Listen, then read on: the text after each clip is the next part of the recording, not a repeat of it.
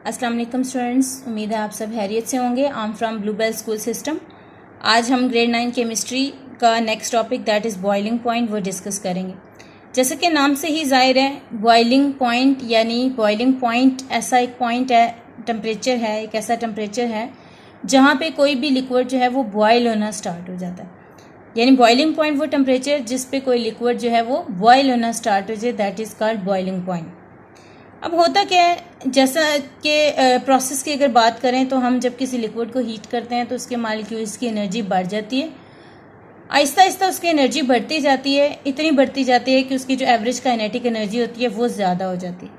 जब average kinetic energy उनकी ज़्यादा हो जाती है तो मॉलिक्यूल जो हैं वो इजीली मूव करना स्टार्ट हो जाते हैं, यानी एक दूसरे से दूर हो जाते हैं। उनके दरमियान जो इंटरमॉलिक्यूलर फोर्सेस हैं वो ख़त्म हो जाती हैं। जब उनके दरमियान इंटरमॉलिक्यूलर फोर्सेस ख़त्म हो जाती हैं तो वो गैस फेज में कन्वर्ट होना शुरू हो जाते हैं और वो वेपर्स बनाना स्टार्ट हो जाते हैं।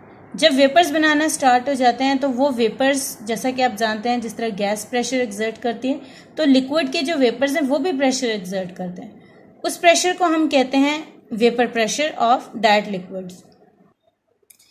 अब आहिस्ता आहिस्ता जैसे हम हीट करते जाएंगे तो वेपर प्रेशर लिक्विड का आहिस्ता आहिस्ता बढ़ता जाएगा। एक पॉइंट आएगा जिस पे वेपर प्रेशर लिक्विड का फिजा का जो बाहर एटमॉस्फेयर का प्रेशर है उसके बराबर हो जाएगा। ठीक है, अब वो टेम्परेचर, वो पॉइंट जिस पे लिक्विड का वेपर प्रेशर और एटमॉस्फेयर का वेपर प्रेशर बराबर हो जाए, that is called boiling point. यानी अगर हम इसको डिफाइन करें तो बॉइलिंग पॉइंट वो टेम्परेचर है जिस पे वेपर प्रेशर लिक्विड का एटमॉस्फेरिक प्रेशर या एक्सटर्नल प्रेशर के बराबर हो जाए, that temperature, that point is called boiling point of a liquid. For example हमारे पास 3 लिक्विड्स हैं, ईथर, अल्कोहल एंड वाटर। हम इनको बॉयल करेंगे, बॉयल करते जाएंगे। फर्ज करो अगर हम ग्राफिकली अपने इस प्रोसेस को शो करें तो हम वाई एक्सिस के ऊपर वेपर प्रेशर्स लेते हैं। mmHg के अंदर टेम्परेचर के प्रेशर के बहुत से यूनिट्स हैं, जैसे टार है, mmHg है, एटमॉस्फेयर है।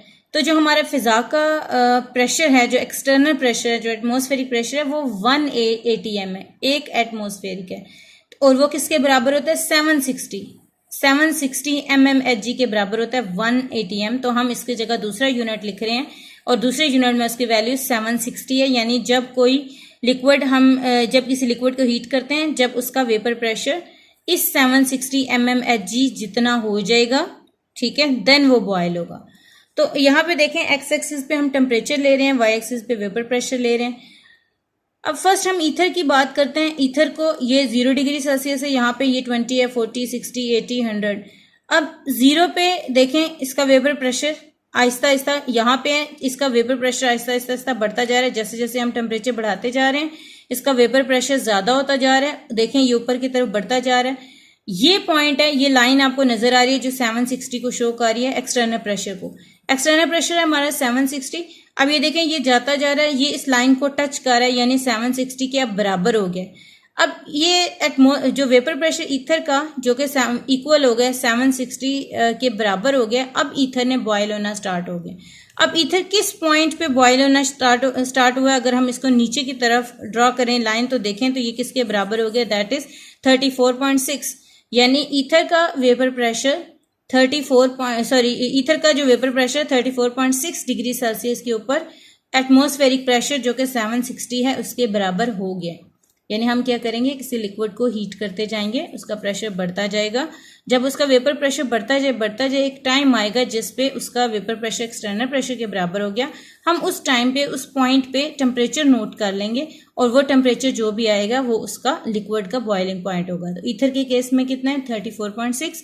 इसी तरह हम लिक्विड अल्कोहल को हीट करते जाएंगे तो जब उसका वेपर प्रेशर एटमॉस्फेरिक प्रेशर के बराबर होगा तो टेम्परेचर नोट करेंगे, वो 78 है। इसी तरह वाटर की बात करते हैं, वो 100 है। आहिस्ता आहिस्ता इसका ज्यादा क्यों है? क्योंकि जितना ज्यादा कोई मॉलिक्यूल पोलर होता है उनमें बॉन्डिंग इंटरमॉलिक्यूलर फोर्सेस उतनी ज्यादा स्ट्रांग होती हैं, तो उनको खत्म करने के लिए और फिर गैस फेज में जाने के लिए ज्यादा टेम्परेचर चाहिए। इसलिए ईथर का कम है, अल्कोहल का उससे ज्यादा है, वाटर का उससे ज्यादा है। कुछ इंपॉर्टेंट फैक्टर्स हम डिस्कस कर लेते हैं, ठीक है, जो कि बॉइलिंग पॉइंट को अफेक्ट करते हैं। फर्स्ट है nature of liquid. Nature of liquid mean के आपके पास जो लिक्विड है वो किस तरह का है, वो पोलर लिक्विड है या नॉन पोलर है।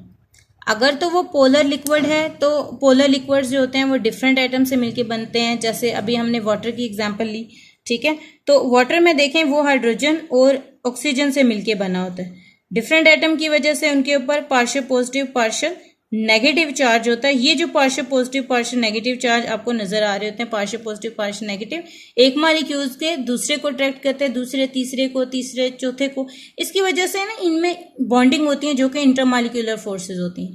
तो पोलर मॉलिक्यूल्स में चूंकि पोल्स हैं, चार्ज एंड हैं, उनमें इंटरमॉलिक्यूलर फोर्सेज ज्यादा हैं।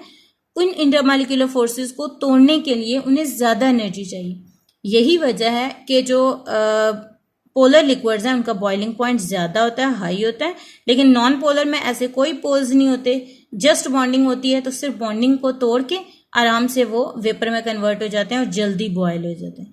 लेकिन पोलर्स में चूंकि इंटरमॉलिक्यूलर फोर्सेस भी हैं, उनकी अपनी बॉन्डिंग भी है, तो उनको तोड़ के फिर गैस फेज में जाके उनका वेपर प्रेशर इक्वल होना एटमॉस्फेयर के, फिर जाके उन्होंने बॉयल होना है। तो यही वजह है कि अगर आपके पास लिक्विड पोलर है तो उन्हें टाइम लगेगा ज्यादा, यानी उनको हाई टेम्परेचर चाहिए, इसलिए उनका बॉइलिंग पॉइंट हाई होगा। लेकिन अगर नॉन पोलर लिक्विड्स हैं तो उनमें इंटरमॉलिक्यूलर फोर्सेस स्ट्रांग नहीं होती, उनको आराम से हम जो है वो बॉयल कर लेते हैं, इसलिए उनका बॉइलिंग पॉइंट कम है। जैसे इसमें देखें ईथर का कम है और वाटर का ज्यादा है क्योंकि ये ज्यादा पोलर है। ठीक है।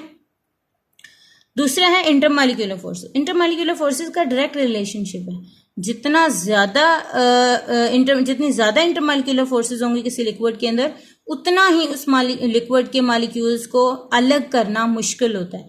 यानी जितनी ज्यादा इंटरमॉलिक्यूलर फोर्सेस होंगी उतना ज्यादा हमें हीट करना पड़ेगा, उतना ज्यादा लिक्विड का बॉइलिंग पॉइंट होगा। क्यों? क्योंकि उनको पहले इंटरमॉलिक्यूलर फोर्सेस को तोड़ना है, फिर वो जाके वेपर फेज में कन्वर्ट होंगे। तो इसका मतलब ऐसे लिक्विड जिनकी इंटरमॉलिक्यूलर फोर्सेस ज्यादा होंगी उनका बॉइलिंग पॉइंट भी ज्यादा होगा, और ऐसे जिनकी इंटरमॉलिक्यूलर फोर्सेस कम होंगी उनका बॉइलिंग पॉइंट भी कम होगा। Last external pressure. External pressure का तो डायरेक्ट रिलेशनशिप है। जैसा कि हमने अभी पढ़ा कि वेपर प्रेशर जब तक एक्सटर्नल प्रेशर के बराबर नहीं होगा लिक्विड बॉयल नहीं होगा। तो अगर एक्सटर्नल प्रेशर कम है तो जल्दी वेपर प्रेशर उस स्टेज के ऊपर पहुंच जाएंगे और जल्दी बॉयल हो जाएगा। तो कहने का मकसद क्या है कि एक्सटर्नल जो प्रेशर होता है उस पर डिपेंड करता है लिक्विड का बॉइलिंग पॉइंट। अगर एक्सटर्नल प्रेशर ज्यादा है तो लिक्विड का बॉइलिंग पॉइंट भी ज्यादा होगा। अगर जो बॉइलिंग पॉइंट कम है तो एक्सटर्नल प्रेशर कम है तो बॉइलिंग पॉइंट भी कम होगा। जैसा कि हम प्रेशर कुकर यूज करते हैं तो उसमें प्रेशर जो है वो जल्दी एटमॉस्फेरिक प्रेशर के इक्वल हो जाता है। ठीक है। और चीज जल्दी गल जाती है, जल्दी बॉयल हो जाती है। ठीक है। एक छोटी सी टर्म है, शॉर्ट क्वेश्चन है, फ्रीजिंग पॉइंट, वो भी डिस्कस कर लेते हैं। अब इसी तरह जब हम किसी भी लिक्विड को ठंडा करते हैं, कूल करते हैं, तो उसके वेपर प्रेशर कम होते जाते हैं। ये ऑपोजिट प्रोसेस है बॉइलिंग पॉइंट। उसमें हीट करते थे, वेपर प्रेशर ज्यादा हो रहे थे, इसमें ठंडा कर रहे हैं, वेपर प्रेशर कम होते जा रहे हैं। वेपर प्रेशर इतने कम होते जाएंगे कि एक स्टेज आ जाएगी कि मॉलिक्यूल्स जो हैं वो सेट होना स्टार्ट हो जाएंगे, यानी उनकी स्टेट चेंज होना शुरू हो जाएगी, वो सॉलिड स्टेट में कन्वर्ट होना शुरू हो जाएंगे। यानी एक ऐसी स्टेट आ जाएगी जिसमें वेपर प्रेशर लिक्विड का वेपर प्रेशर सॉलिड के बराबर हो जाएगा। यानी एक वो स्टेट आएगी जिसमें लिक्विड भी होगा और सॉलिड दोनों एग्जिस्ट करेंगे। उस पॉइंट को कहते हैं फ्रीजिंग पॉइंट। यानी फ्रीजिंग पॉइंट वो पॉइंट है जिसपे कोई लिक्विड फ्रीज होना स्टार्ट हुआ है अभी, यानी उस पर अभी लिक्विड भी है और कुछ परसेंट हमारे पास सॉलिड भी मौजूद है। That is called freezing point. जैसे फर्ज कर लेते हैं, आप अगर वाटर को आइस में कन्वर्ट करते हो, अगर आप पानी को भर के किसी भी चीज़ में, बीकर वगैरह में, किसी भी बर्तन में, अगर आप उसको फ्रीज़र में रखते हो ऊपर, तो आप देखें तो बर्फ़ जमना स्टार्ट हो जाती है, यानी पानी जमना स्टार्ट हो जाता है, फ्रीज होना स्टार्ट हो जाता है। अब ऐसा नहीं होता हम जैसे रखते हैं फ़ौरन से वो सारा ही फ्रीज हो जाए। आहिस्ता आहिस्ता थोड़ा थोड़ा करते करते सारा पानी फ्रीज हो जाता है। तो होता क्या है, जब वो फ्रीज होना स्टार्ट होता है तो उसमें आधा लिक्विड होता है और आधा हमारे पास सॉलिड होता है। वो स्टेट जिसमें अभी लिक्विड भी मौजूद है लेकिन पार्टिकल जो है वो सॉलिड में भी कन्वर्ट होते जा रहे हैं, वो टेम्परेचर जिसमें दोनों स्टेट्स मौजूद हैं, that is called freezing point. जैसे पानी है, उसका फ्रीजिंग पॉइंट 100 डिग्री सेल्सियस है। इसका बॉइलिंग पॉइंट 100 डिग्री है, फ्रीजिंग पॉइंट इसका 0 डिग्री है। ठीक है।